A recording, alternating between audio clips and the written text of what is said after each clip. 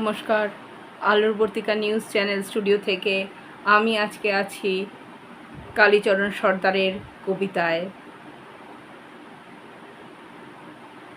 আকাশে বিক্ষিপ্ত মেঘ ছড়িয়ে ছিটিয়ে ভাবি উড়ন্ত মেঘকে ডেকে বলি, আমাকেও এক জোড়া ডানা দাও, আমাকে ছুঁয়ে দেখতে লোভ হয় খুব। মেঘ হেসে বলে, আকাশের নীল ছুঁতে গিয়ে আমার ডানা খসে খসে বৃষ্টি হয়ে ঝরে। আমাকে ছুঁতে হলে শূন্যে নয়, মাটিতেই বিশ্ব জুড়ে ধরে। কবি কালীচরণ সর্দারের এই কবিতাটাতে গভীর একটা ভাব আছে, খুব সুন্দর একটা কবিতা।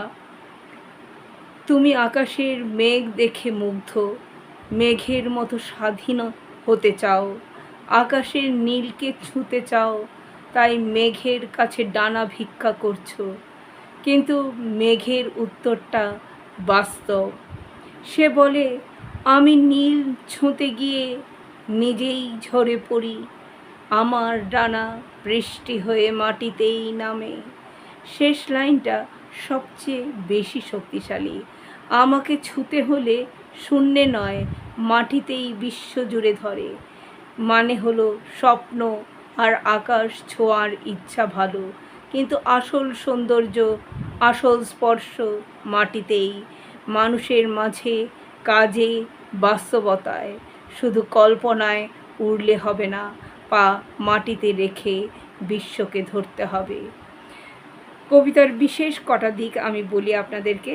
উপমা, মেঘ মানে স্বাধীনতা, স্বপ্ন, বৃষ্টি মানে হচ্ছে ত্যাগ, বার্তা উচ্চ আকাঙ্ক্ষার সাথে বাস্তবতার ভারসাম্য। ভাষা খুব সহজ, কিন্তু শেষে এসে একটা ধাক্কা দেয়। কালীচরণ সর্দারের লেখায় এই স্বপ্ন বনাম বাস্তবতার টানটা দারুণ দারুণ ফুটে উঠেছে। এভাবেই কবিতা লিখতে থাকুন, আমাদেরকে সুন্দর সুন্দর কবিতা উপহার দিন কবি কালীচরণ সর্দার। নমস্কার, ধন্যবাদ, ভালোবাসা আপনাদের সবাইকে। আলোর বর্তিকা নিউজ চ্যানেল স্টুডিও থেকে।